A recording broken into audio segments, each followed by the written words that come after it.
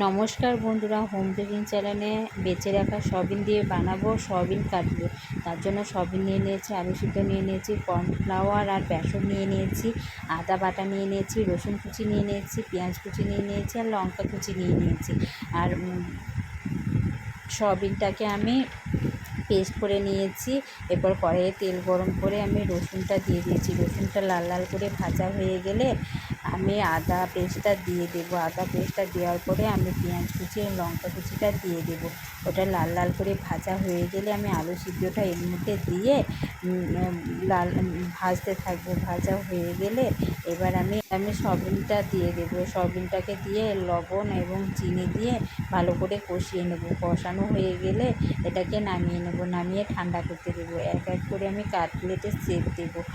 আর কাটলেটের shape দেওয়া সবগুলো cutlet শেপে বানিয়ে আমি বেডকামের মধ্যে এক এক করে সব চুবিয়ে ভালো করে বেডকাম লাগিয়ে নেব। বেডকাম লাগানো হয়ে গেলে এবং ব্যাটারটার মধ্যে দিয়ে তার উপরে বেডকাম দিয়ে আমি তেলে এক এক করে লাল লাল করে ভেজে নেব।